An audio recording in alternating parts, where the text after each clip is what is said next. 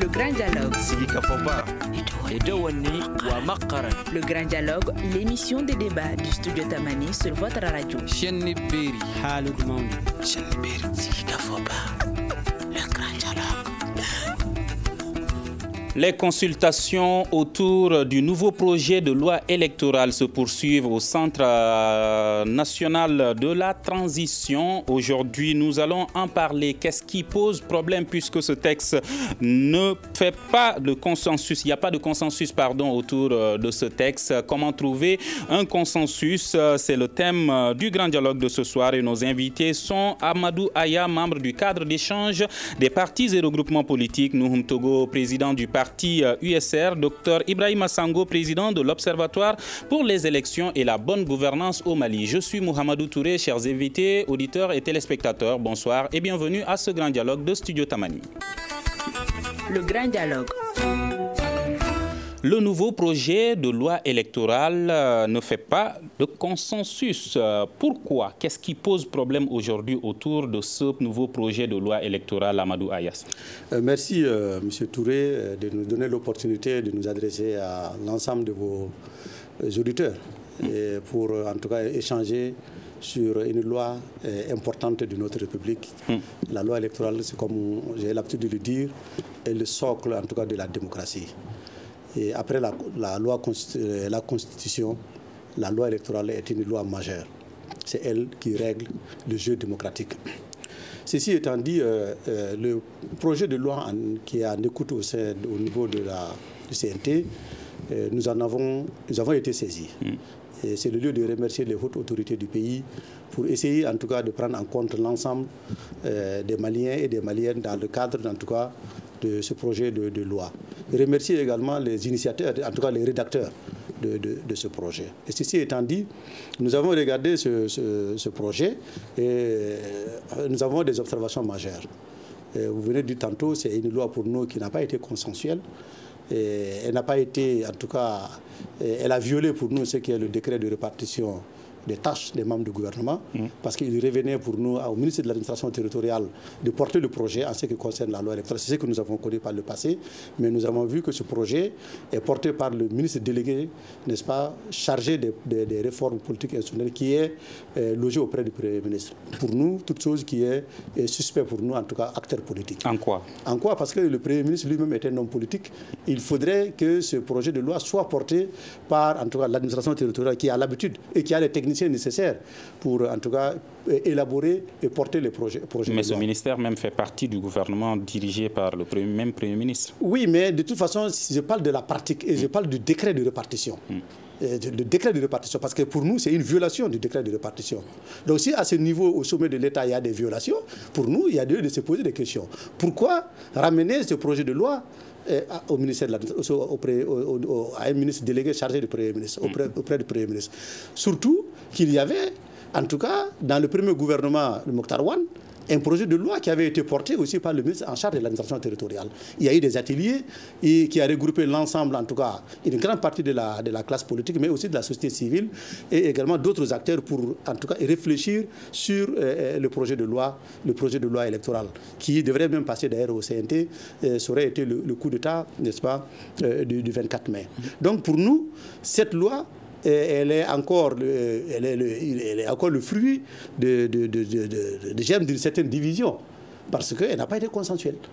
Nous n'avons pas participé, on a reçu seulement l'invitation pour nous prononcer sur le projet de loi. Et chose auxquelles, en tout cas, nous avons répondu présent. Nous avons été écoutés par la commission loi du CNT. Nous avons déposé les 13 questions qui nous ont été adressées. Nous avons répondu et nous avons eu un débat franc, n'est-ce pas, avec le président de la commission loi au niveau du CNT. Donc nous avons quand même relevé un certain nombre d'insuffisances et nous avons aussi prodigué aussi des conseils pour permettre en tout cas à cette loi d'être consensuelle. Donc je pense que dans le débat, il y a d'autres aspects. Nous parlerons de ces insuffisances et des conseils que vous avez donnés. Nouhoum Togo, êtes-vous d'accord avec Amadou Aya qui estime aujourd'hui qu'il y a une division autour de ce nouveau projet de loi électorale? Vous savez, savez, d'abord, permettez-moi de vous remercier, tout d'abord de donner bonsoir à tous ceux qui nous écoutent. Moi, je pense en toute honnêteté qu'il y a eu un travail de fond. Dès au départ, les 3 départements se sont mis ensemble pour travailler. Lesquels? Le ministère de l'administration territoriale, le ministère des réformes près du Premier ministre et le ministère de ICASA. Les 3 départements se sont mis ensemble pour travailler, pour proposer le modèle aujourd'hui proposé au niveau de notre structure, la CNT. Alors donc, si vous remarquez, depuis quelques années, pour ne pas dire depuis des années, l'Union européenne avait demandé de revoir la loi parce que les élections passées, il y a eu beaucoup de problèmes. Nous avons remarqué les dernières élections qui ont créé des problèmes, surtout nous avons vu la Manassa et ses clans qui ont donné des quotas aux uns et aux autres pour nommer certains ou pour défaire d'autres. Compte tenu de ces difficultés, on s'est dit qu'il était important de travailler pour revoir, pour réorganiser, pour adapter la loi électorale pour que ça prenne en compte l'aspiration du peuple malien. Dans ça, comme on va se retrouver dans le débat, l'organisation de l'organe unique interviendra dans la modification. Alors donc pour nous, aujourd'hui, le consensus, c'est que après avoir envoyé au niveau du CNT, il fallait donc inviter l'ensemble de la classe politique, les religieux, l'ensemble des structures qui peuvent être invitées pour essayer de prendre part à la mise. Vous parlez des consultations qui sont en cours. Mais est-ce que vous êtes d'accord qu'il y a une division au sein de la classe politique, au sein des organisations de la société civile autour de ce nouveau projet? Non, il ne peut pas avoir de division parce que le problème, c'est que ce n'est pas tout le monde qui rédige la loi ensemble. Vous avez vu ça dans quel pays? La loi est rédigée par des groupes de gens qui proposent. Après, s'il y a des modifications, on le fait. Il ne peut pas y avoir de division. Une loi donc, est toujours proposée par le gouvernement. Ce n'est pas, on ne va pas prendre les gens sous l'arbre là pour les venir où on n'invite pas l'ensemble des partis politiques pour rédiger ensemble. Il est proposé par le gouvernement, mais pour le peuple. Aujourd'hui, est-ce que vous êtes d'accord qu'il y a une division? Non, il n'y a pas de division. Je dis, les gens on est obligés. Le consensus général n'existe même pas dans la vie. Oui, le consensus général n'existe pas. Même pas. Il n'y a pas de division, c'est ce que vous dites. Alors, Dr Ibrahima Sango, est-ce qu'il y a une division autour de ce nouveau projet de loi électorale ou pas? Bon, à mon avis, s'il y a une division profonde, aujourd'hui, une partie importante de la classe politique rejette ce projet de loi à cause de l'organe unique de gestion des élections qui est dedans. Nous avons participé aux écoutes au niveau du Conseil national de transition, au niveau du CNT, en tant que modèle Mali, avec d'autres organisations, l'Observatoire, l'AGICAD, Denis Blog, le consortium Mélé et Pituindi. Donc nous avons participé et nous avons donné notre point de vue. À notre avis, il y a des avancées majeures dans le projet de loi électoral. La création de l'autorité indépendante de gestion des élections, c'est une avancée. Et le scrutin proportionnel qui est voulu pour l'élection des députés à l'Assemblée nationale au lieu du scrutin majoritaire à 2 tours, c'est des avancées. Mais il y a des insuffisances qu'il faut corriger. Et si on se réfère au projet de loi, la création de l'EJ qui prend en charge les attributions du ministère de l'administration territoriale, et de la CENI et de la DGE, c'est une avancée. Donc l'EJ va proclamer les résultats provisoires. Mais là où il n'y a pas d'avancée, c'est que les résultats définitifs sont toujours proclamés par la Cour constitutionnelle. Or, on sait, de 1997 à aujourd'hui, toutes les crises post-électorales, c'est du fait majoritairement de la Cour constitutionnelle. Et si on ne peut pas arriver à introduire dans les attributions de l'EJ la proclamation des résultats définitifs, c'est qu'on n'a pas avancé. Ce n'est qu'une photocopie de la CENI de 1997. Parce que la CENI de 1997 aussi, c'était un organe unique de gestion des élections qui proclamait les résultats provisoires, mais pas les résultats définitifs. Ce n'est pas un nouveau texte, c'est une photocopie. Une photocopie, pour nous, c'est une photocopie. Et la deuxième insuffisance par rapport au projet de loi électoral, qui est majeure, c'est la notion de circonscription électorale. Aujourd'hui, dans le nouveau projet de texte, on dit que c'est les régions, le district de Bamako, et puis les circonscriptions de l'extérieur, les Maliens qui vivent à l'extérieur, qui constituent un peu les circonscriptions électorales. Cela est en contradiction avec la loi organique des députés. C'est dans la loi organique des députés qu'il est dit que les circonscriptions, c'est les cercles et les communes du district de Bamako. Et même le nombre de députés de 147 a été précisé corriger dans cette loi organique. Donc une loi ordinaire ne peut pas modifier une loi organique. À notre entendement, le fait que le ministère des Réformes a amené la loi devant le CNT n'est en soi une contradiction, parce que si on se réfère à l'envoi de la loi, c'est le Premier ministre même qui a envoyé en tant que chef du gouvernement, qui a envoyé. Donc ça veut dire que c'est un travail du gouvernement qui a été envoyé au CNT. Mais là où on n'est pas toujours en phase avec cette loi, c'est qu'il y a des choses là-dedans qu'on ne comprend pas. On ne comprend pas. J'ai parlé tantôt des restrictions électorales. Une loi ordinaire ne peut pas changer une loi organique. Ensuite, ce que veulent les Maliens aujourd'hui, c'est une autorité indépendante de gestion des élections qui proclame des résultats définitifs. Et pour le faire, il faut obligatoirement la relecture de la Constitution de la République du Mali. Donc, quand on prend ces deux, on se dit, mais est-ce que le gouvernement a bien réfléchi au projet de loi électorale avant de l'envoyer au CNT? Parce que normalement, c'est les 3 projets de texte qui devraient être envoyés au CNT. Et la relecture de la Constitution, la relecture de la loi organique et puis la relecture de la loi électorale. Parce que dans la hiérarchie des normes, comme disent les juristes, la Constitution est au-dessus, et après il y a les lois organiques et puis il y a la loi ordinaire. Donc une loi ordinaire ne peut pas changer les dispositions d'une loi organique. Et c'est ça où on n'a pas très bien compris, on a signalé au niveau du Conseil national de transition. Vous pensez toujours qu'il n'y a pas de division? Non, il n'y a pas de division. Parce que vous savez, le problème, c'est que moi, je me suis dit... Malgré ce que viennent de souligner Aya et Sango? Écoutez, vous savez, pour nous, les intellectuels ont réfléchi. On a envoyé le travail devant les CNT.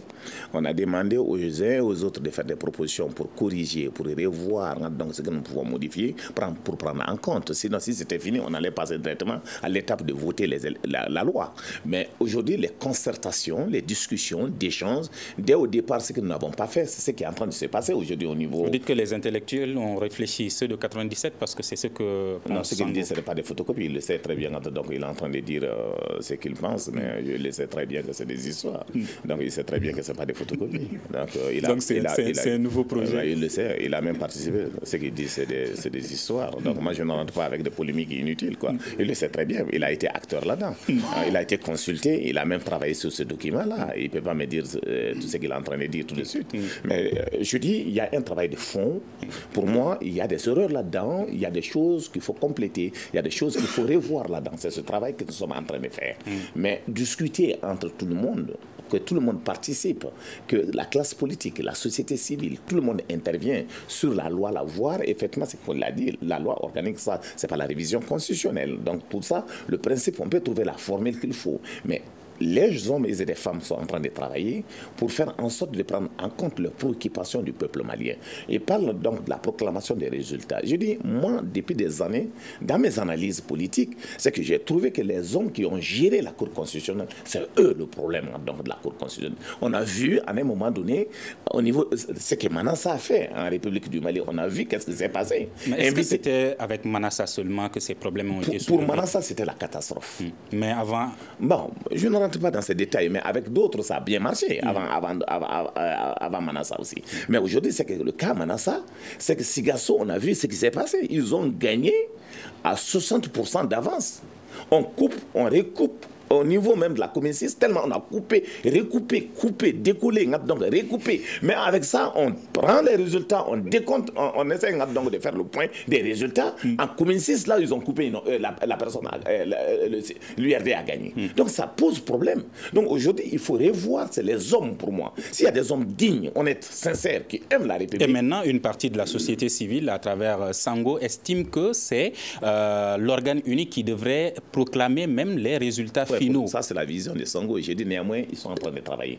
Je suis convaincu d'une chose, s'il y a des problèmes concernant aujourd'hui la loi, après avoir fait le point, s'il faut renvoyer la loi devant le gouvernement, ils vont le faire. Mais pour le moment, faisons le travail de fond.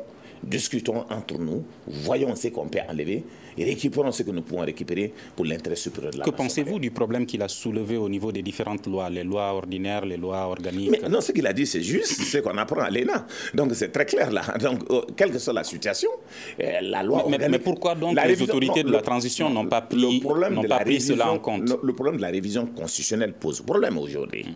Parce que pour qu'il y ait une révision constitutionnelle, l'article 118 est très clair. Il faut normalement, si une partie du territoire est préoccupé. C'est difficile de faire la révision constitutionnelle. Mais la loi organique est une simple loi, donc ça, on peut revenir là-dessus. Il est important de comprendre qu'il y a un combat. Aujourd'hui, il faut forcément changer pour que les gens se retrouvent.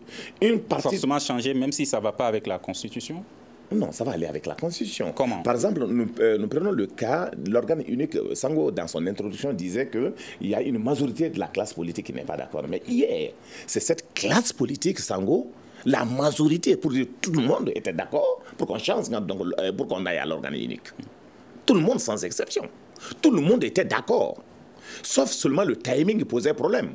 Amadou le disait, donc il faut, d'après Daba, on a pris l'exemple, autant Amadou Toumane Touré, les réformes de Daba, il fallait 2 ans, leur proposition. Aujourd'hui, d'autres pensent qu'avec 1 an, ce n'est pas possible, il faut aller au moins à 2 ans. Sinon, le principe d'accepter l'organe unique, tout le monde, l'ensemble de la classe politique est réclamé. Personne ne peut me dire le contraire.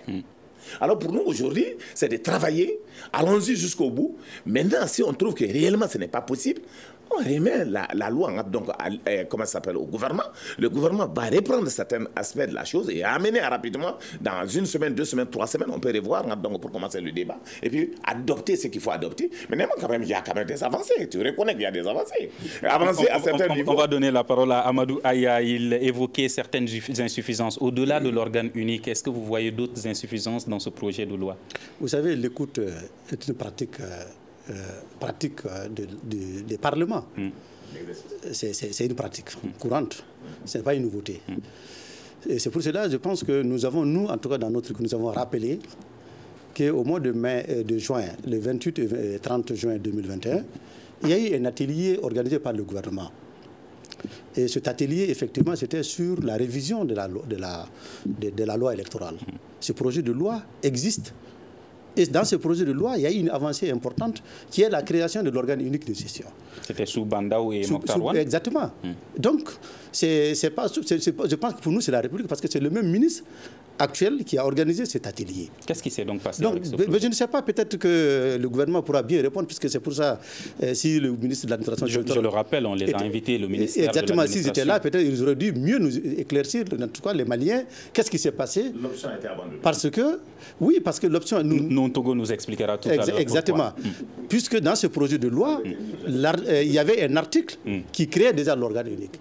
Et je me rappelle aussi que quand Mokhtar Wane est passé devant le CNT, il avait expliqué que le temps lui imparti ne lui permettait pas de mettre en place, n'est-ce pas, un organe unique vraiment qui est réclamé par la classe politique et la société civile. Parce que la société civile, elle contrôle, elle est dans son rôle de contrôler également les actions, n'est-ce pas, des hommes politiques et également des hommes politiques, pour permettre à la société d'être stable. Donc je pense que ça, c'était une grande avancée. Et le même CNT avait accepté, n'est-ce pas, les 18 mois de mandat imparti et avait abandonné l'option, n'est-ce pas, de l'organe unique. Donc pour nous, la création de l'organe unique est une avancée, mais pas cet organe unique. Pour nous, cet organe unique est taillé sur mesure. Vous voyez-vous? Taillé sur mesure pour faire quoi? Mais je ne sais, peut-être taillé sur mesure pour ceux qui sont aujourd'hui aux affaires. Parce que, à quelle fin? Certainement, parce qu'ils sont aussi candidats.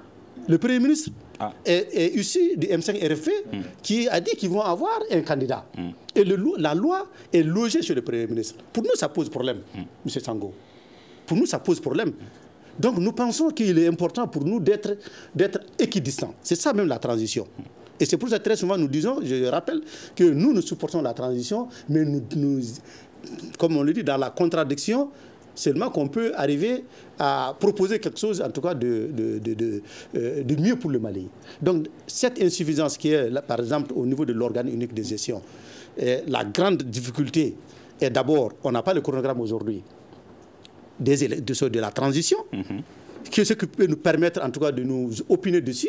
Si c'est 2 ans qu'il faut, nous pensons que si c'est les 24 mois sont actés... Est-ce que vous êtes en train de dire qu'on est en train de mettre la charrue avant les bœufs? Mais oui, on est en train de mettre la charrue avant les bœufs. On doit connaître aujourd'hui le chronogramme, n'est-ce pas, le nouveau chronogramme de la transition. C'est important pour nous. Deuxième chose, le collège. Le collège des 9 membres, qui doit être choisi par la commission des 7. Mais c'est le Premier qui propose 4. Le président du CNT, 3. Déjà, il y a une majorité. Alors, les membres qui doivent composer l'organe unique, 4 sont choisis par le Premier ministre. Non, c'est-à-dire qu'il y a une commission qui doit sélectionner le collège. Le collège? Le collège, c'est 9 personnes. Mais une commission doit être mise en place.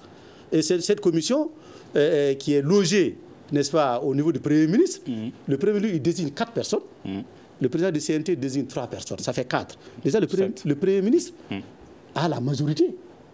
En termes de majorité. Et nous pensons même que le président du CNT ne doit même pas être nommé dans ça. On aurait dû dire dans cette loi le président du Parlement, qui fait office de Parlement. Parce que la loi, à la fin de cette transition, il n'y aura plus de CNT. Donc déjà, pour nous, ce n'est pas équilibré. Donc tout ça, ce sont des insuffisances. Et nous avons relevé d'autres types d'insuffisances dans cette loi et qui, nous, dans notre conclusion, en réalité, quand on dit qu'il y a des difficultés, c'est que nous demandons le renvoi pur et simple de cette loi au gouvernement. Parce que s'il y avait eu un atelier qui a élaboré ce projet de loi, certainement, il n'allait pas avoir aussi de débat sur la question. En tant qu'acteur politique, j'ai lu beaucoup de conclusions des acteurs politiques par rapport à l'écoute, mais il y a plus parce que quand on vous envoie quelque chose, vous étudiez, vous l'analysez et vous faites des propositions. Et la conclusion, quand on regarde l'ensemble des acteurs, c'est que c'est à l'État, cette loi ne doit pas pouvoir passer. Donc, tant qu'on ne connaît pas le chronogramme des élections, de la transition, je pense qu'il est hasardeux de nous avancer sur ce projet de loi qui, pour nous, constitue des germes encore d'une crise post-électorale. Alors, Sango Aya parle d'équidistance en ce qui concerne la position du Premier ministre concernant ce projet de loi électorale. Est-ce que vous voyez le même problème?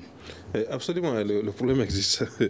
Parce que si on se réfère à la composition de l'autorité indépendante de gestion des élections, de l'autorité indépendante de gestion des élections qu'on appelle EGE, la composition c'est 9 personnes au niveau national.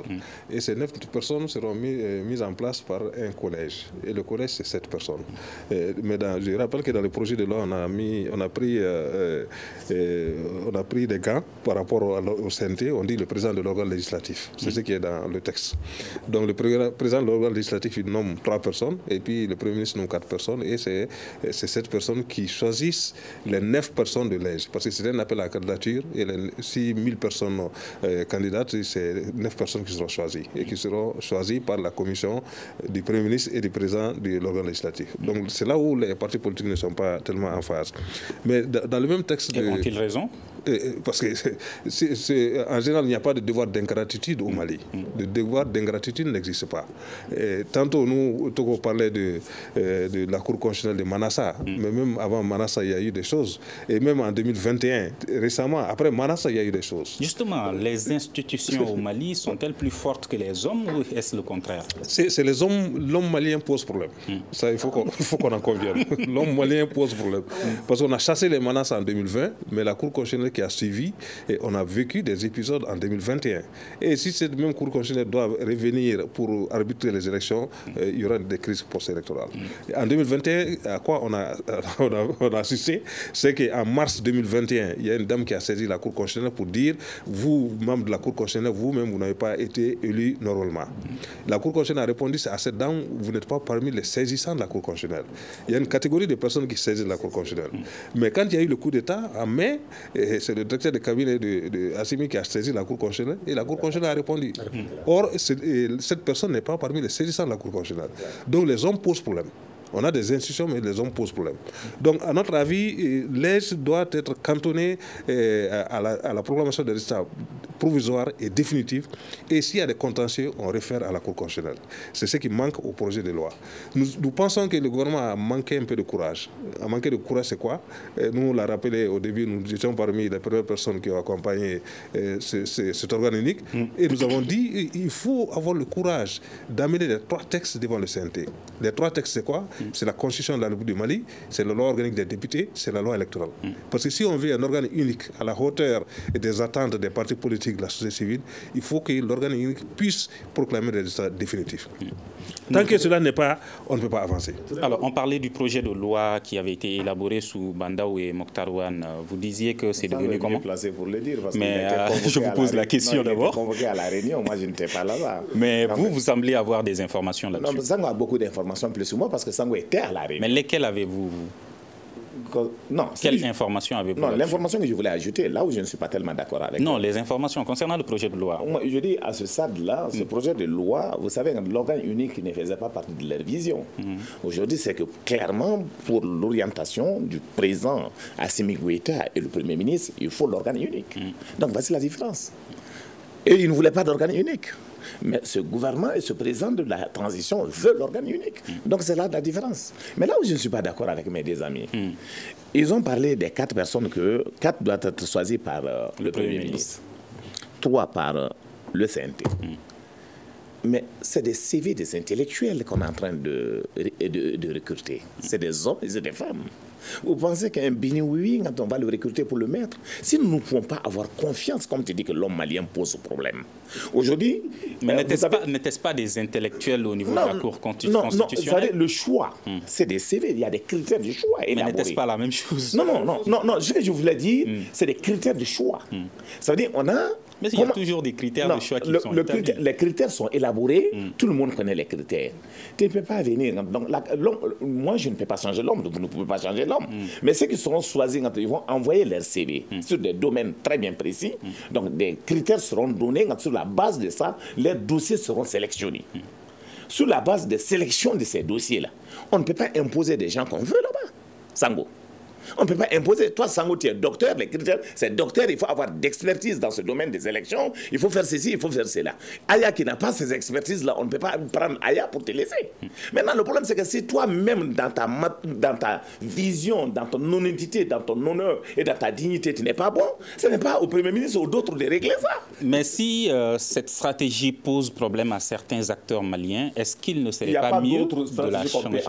Il n'y en a pas. Il n'y en a pas? Il n'y en a pas. Il ne peut pas me dire le contraire. Qu'est-ce qu'ils veulent? Ils comprennent au niveau de la société civile. Ils sont plus honnêtes que les autres. Est-ce qu'ils sont plus dignes que les autres? Alors, qu'est-ce qui se passe? Quels sont les critères que vous avez pour le choix des hommes? Vous avez dit tout de suite que c'est un problème d'homme. Et ce problème d'homme-là, c'est celui qui va préparer ou c'est vous qui vous allez préparer les hommes? Aujourd'hui, le Malien, il faut que les hommes, que les gens qui ont une certaine responsabilité, qui puissent avoir au moins beaucoup de dignité et d'honneur, fassent donc à l'État. Par an. Si ce n'est pas ça, c'est très grave. Mais si nous n'avons même plus confiance, finalement, comment on va faire la République? Ayons au moins un peu de confiance, allons à ça pour tenter voir. Maintenant, si ça échoue, on verra quand on tire des leçons. Mais toujours s'il y a des doutes, avec des doutes, finalement, on ne fera rien. Tout le monde doute. Mais finalement, où on va? Franchement, alors, Aya disait qu'on a mis les charrues avant les bœufs. Non, il n'y a pas de charrues avant les bœufs. Il faut avoir d'abord le chronogramme. Aya sait très bien qu'il y a des problèmes aujourd'hui avec la CEDEAO. Mais tant que ce problème n'est pas réglé, on ne peut pas avoir de chronogramme. Sinon, le chronogramme, nous, à un moment donné, on avait même voulu pousser pour aller. Au départ, c'était 5 ans. Aujourd'hui, on demande 24 mois. Et la CEDEAO demande 16 mois. Les partenaires aujourd'hui qui sont en train de négocier demandent 20 mois. L'Union africaine demande 16 mois. Et donc, il faut trouver la solution. C'est pour cela, aujourd'hui, nous avons pris quelqu'un d'indépendant qui peut parler au nom du Mali, qui n'est pas comme d'autres, qui est en train, depuis 2 semaines, 3 semaines, en train de faire le parcours. Il continue à rencontrer le président du Niger, le président du Sénégal, les autres, pour que nous puissions avancer rapidement. Nous pensons que nous avons espoir que dans 2 semaines, on aura quelque chose. Nous souhaitons avec le bon Dieu que ce résultat soit donc rapidement, qu'on arrive à régler et qu'on puisse avoir un chronogramme pour fixer rapidement, pour qu'on puisse sortir de cette situation. Justement, mais s'il n'y a pas de chronogramme d'abord, avant l'adoption de ce projet de loi... Mais ça n'a rien à voir avec le projet. Ça n'a rien à voir avec le projet. Non, c'est l'élection. Je dis ça là, c'est pas maintenant, ça que vous le savez très bien avec l'Union européenne, avec l'élection d'Ibrahim Boubacar Keïta, ils nous ont demandé, il ne faut jamais aller à l'élection sans relire les lois. Tu ne peux pas me dire le contraire, Sango. Alors, Amadou Aya, Togo vous demande de leur faire confiance, de ne pas douter des autorités de la transition aujourd'hui par rapport à ce projet de loi électorale. Est-ce que cela est possible à votre niveau? Nous ne doutons pas de la transition. Alors, je suis pour une transition réussie. Notre regroupement est aussi été constitué effectivement pour accompagner la transition. Nous sommes aussi des intellectuels, nous sommes des cadres de ce pays qui réfléchissons et nous produisons. Nous sommes, en tout cas, depuis le mois d'octobre, nous avons réfléchi au niveau de la commission, un comité d'experts, de cadres, pour dire que la manière dont nous voyons la transition, elle ne pourra pas organiser les élections au mois de février parce que pour nous, nous savions qu'il y a les délais de convocation du collège électoral, tout ça. Et par expérience, nous savions comment les choses se passaient et nous avons anticipé pour proposer un chronogramme qui devrait, en tout cas, d'une prolongation de 9 mois. Maintenant... Qu'est-ce que cette proposition est devenue? Cette proposition a été envoyée aux autorités. Nous n'avons pas été écoutés. On n'a pas été reçus. Oui, on n'a pas eu de réponse. Nous avons seulement on a été reçus à l'époque par le président du CNT. Nous le remercions, nous le félicitons. Mais donc, je pense qu'après ça, il n'y a jamais eu de rencontre avec les autres experts pour travailler. Quand on dit qu'aujourd'hui, par rapport au nouveau projet de loi, nous qui avons travaillé pour envoyer un chronogramme, je pense qu'il était important de nous écouter pour dire, vous avez proposé 9 mois, sur quelle base vous avez proposé les 9 mois? On allait lui dire. Donc nous pensons que... Mais est-ce que les consultations qui sont en cours ne sont pas une occasion de soulever Oui, mais c'est parce que nous voulons construire le pays que nous sommes partis écouter, nous avons fait une proposition. Nous avons dit, faites attention à tel ou tel aspect de la loi. Parce que, par exemple, le courage, même si le gouvernement avait eu le courage de dire qu'ils vont aujourd'hui aller réviser la Constitution, mon frère Sango sait que ça ne va pas être possible. L'article 118 est très clair, que c'est le président de la République et les députés qui ont l'initiative de la révision. Aujourd'hui, on n'a pas les deux. Donc nous pensons qu'aujourd'hui... la Constitution ne peut pas être révisée aujourd'hui. Elle ne peut pas être révisée. Mais la loi électorale peut l'être. Mais si elle peut l'être en soustrayant, en tout cas, tout ce qui a trait à la circonscription électorale, tout ce qui a trait au nombre de députés et tout ça. Tout ce qui va toucher à la loi organique, il faut l'enlever. Est-ce que vous pensez que les autorités de la transition sont conscientes de cela? Mais de toute façon, ils sont aux affaires. Ils doivent être conscients que dans ça ne passera pas. Et c'est pour cela que quand vous regardez la loi, le projet de loi qui a été élaboré par le ministre de la Transition territoriale le 29 et 30 juin 2021, mais ces aspects qui est de la structure électorale n'ont pas été enlevés. C'est pour ça qu'on a dit, au regard de ces difficultés, on a maintenu le cercle. Nous avons mis également dans l'organe, c'est-à-dire dans la loi, on a créé l'organe unique qui devrait permettre, en tout cas aux nouvelles autorités, de travailler à mettre en place un organe qui est demandé par l'ensemble de la classe politique et également la communauté internationale. Donc je pense que ce projet de loi, comme il a dit, on a changé d'option, mais en tout cas, je remarque quand même que ce sont les mêmes acteurs qui étaient là. C'est le ministre de la Transition territoriale qui était là, qui a, je pense, engagé les ateliers sur les fonds publics. Donc nous pensons que en ce qui concerne les aspects de l'organe unique, il n'y a pas que ça. On va y revenir tout à l'heure.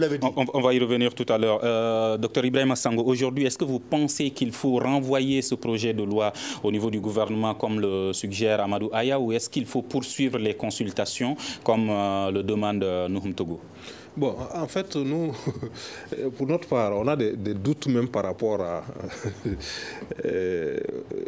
aux incohérences qu'on a vues dans la loi. Quand on prend la composition, Nouhoum Togo disait tantôt que le président du CNT, le Premier ministre, ils peuvent choisir, mais il y a d'autres options. Les autres options, c'est ce qu'on a connu avec la CENI depuis 1999 jusqu'à présent. C'est que c'est les entités qui donnent déjà. Et là, on est sûr que... Il estime que ça n'a pas marché. Non, ça a marché. Non. En tout cas, la CENI, les partis politiques de la majorité, de l'opposition...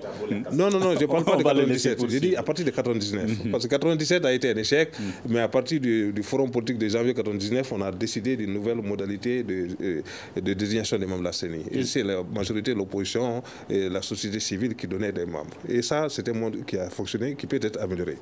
Mais au-delà de ça, il y a aussi le mandat des membres de l'EJ qui est prévu dans les projets de loi électorale. Le mandat, on dit c'est 7 ans. Pour tout le monde, pour les 9 membres, 7 ans. Mais ça, c'est l'article que je voudrais citer, l'article 7. Mais l'article 223 du même projet de loi électorale, on dit que le président est élu pour 7 ans, et 2 autres personnes pour 6 ans, et les autres pour 5 ans. Donc il y a des incohérences. Les 2 articles différents. Le même texte et les 2 articles se contredisent. Parce que tu ne peux pas dire au départ, dans l'article 7, que le mandat est de 7 ans, et puis dans l'article 223, dire que non, le mandat c'est de 7 7 ans, 6 ans et 5 ans. Donc il y a une contradiction au niveau du texte. Mais j'ai les documents, j'ai bien lu. Je vous cite l'article 223. Tout le monde peut contrôler l'article 223 et l'article 7. Maintenant, par rapport au projet de loi encore, quand on parle de circonscription électorale, on dit aujourd'hui c'est les régions, c'est le district de Bamako et puis c'est les Maliens établis à l'extérieur. Or, c'est la loi organique qui détermine les circonscriptions électorales. La loi organique des députés du 5 août 2002 qui dit que les circonscriptions électorales, c'est les cercles et les communes du district de Bamako. Et le nombre de députés, c'est 147. Donc une loi ordinaire ne peut pas changer une loi organique. Parce que dans la hiérarchie des textes, il y a la Constitution, les lois organiques et puis les lois ordinaires. Donc c'est ça l'impréparation dont on parle. Si le gouvernement était plus habile, il allait amener les 3 textes. La Constitution, et la loi organique des députés. Il a souligné qu'aujourd'hui, il n'est pas possible de réviser la Constitution. La loi organique, la Constitution, la loi organique, la loi ordinaire. Pourquoi on ne peut pas changer la Constitution? Mais c'est un consensus politique. Si on se réfère à la Constitution de 92, en 2018, le mandat des députés qui a été prolongé de 6 mois, c'est une violation de la Constitution. C'est un consensus politique qu'il a amené. En 2019, le mandat des députés a été prolongé de 11 mois. C'est un consensus politique qu'il a amené. Il y a eu 2 coups d'État récemment, en 2020, en 2021. Mais la Constitution est claire là-dessus. Un coup d'État, c'est un crime contre le peuple malien. Mais c'est un consensus politique qui a fait qu'on a pris des lois d'habilitation. Donc, dire qu'on ne peut pas toucher la Constitution, pour nous, il faut simplement le consensus politique. Pour réussir des réformes, il faut le consensus politique. Sinon, dire on ne peut pas toucher ça, pour nous, ça ne tient pas. Dans tout ça, on dit qu'il n'y a pas de chronogramme pour le moment. Noumtougou, avez-vous une idée sur quand est-ce que le gouvernement prévoit d'organiser les élections? Tout le monde rêve pour qu'on puisse avoir donc, la date. Mais je dis le problème, c'est que le travail... c'est un rêve aujourd'hui? Non, mais tout le monde le veut. Tout le monde le veut. Même les autorités de la transition rêvent là-dessus. C'est pour cela que nous sommes en train de travailler rapidement pour trouver la formule. Comme je vous ai dit, il y a des hommes et des femmes qui se sont mis au travail depuis quelques semaines. Et jusqu'à présent, il n'y a pas de date? Non, ça commence à aller. Donc on a l'espoir. Qu'est-ce qui commence à aller? Non, ça commence à aller. Des concertations, des discussions. Ceux qui ne voulaient même pas entendre le Mali aujourd'hui à travers les porte-paroles, à travers le président togolais, aujourd'hui on nous écoute. Donc nous croyons que la situation va évoluer dans les jours à venir. Dans les jours à venir, d'ici quand? Prions dans 2 semaines, on verra ce que ça va nous donner. Prions. C'est ça la question. Si tous les Maliens prient ensemble, donc on a la solution. Et donc je crois donc à l'avenir et je me suis dit que je ne me décourage pas, je le crois fermement que la situation peut évoluer. Mais je suis convaincu d'une chose, Sango. C'est-à-dire, si nous voulons travailler ensemble, il faut laisser le processus continuer jusqu'à aller au bout. Mais si nous remarquons... Arriver au bout, s'il faut... Après l'écoute de tout le monde. Mais est-ce que ça ne risque pas d'être une perte de temps? Puisque Amadou Aya propose... D'ici le combien? C'est d'ici le combien? Les discussions commenceront au niveau de... Le 3 juin. Le 3 juin. Le 3 juin, c'est combien? Dans une semaine? Allez, dans une semaine, on ne peut pas attendre ça, on est trop pressé. Alors, continuons dans ce processus. On va arriver au 3 juin, ils feront le débat. Si ça ne va pas, ils vont renvoyer devant le gouvernement. Pour moi, c'est très clair. Alors maintenant, et si on arrête maintenant, qu'est-ce que tu as à faire avec ce temps? Ce temps-là, tu gênes? Alors, un peu d'exercice quand même. Alors aujourd'hui, Amadou Aya, qu'est-ce qui pose problème avec le parrainage citoyen? Mais le parrainage citoyen, j'ai l'habitude de le dire, quand on regarde le parrainage citoyen, il est dit que c'est les députés, les conseillers communaux ou le citoyen, les citoyens qui peuvent parrainer.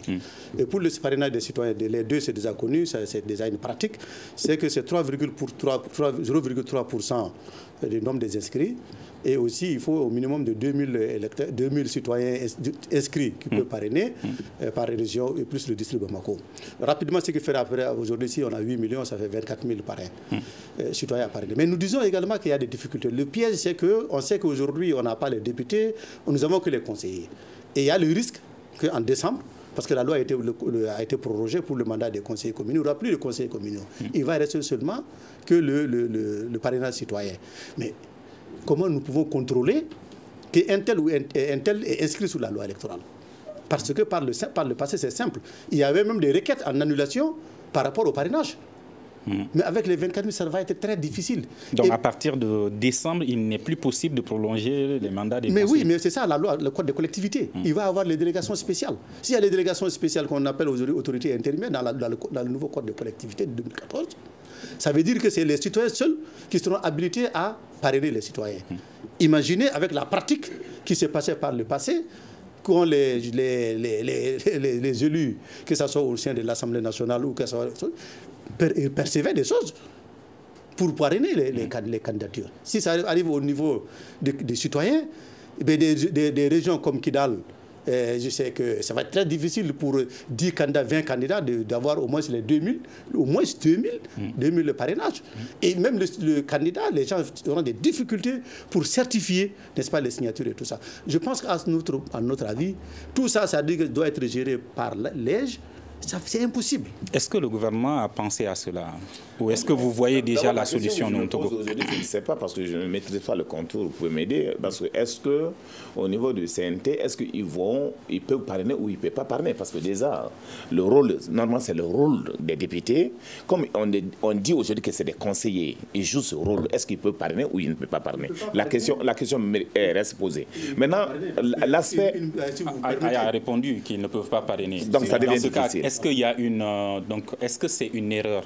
Non, ce n'est pas une erreur. Je dis, dans les exercices de ce genre, c'est que nous avons besoin de l'avis des uns et des autres. Mais vous l'avez dit, ce sont des intellectuels qui ont travaillé sur cela. Mais ça veut dire que les intellectuels ne font pas d'erreur. Est-ce qu'ils ne l'ont pas vu? Non, ce n'est pas parce qu'ils ont vu. On veut amener tout le monde le débat.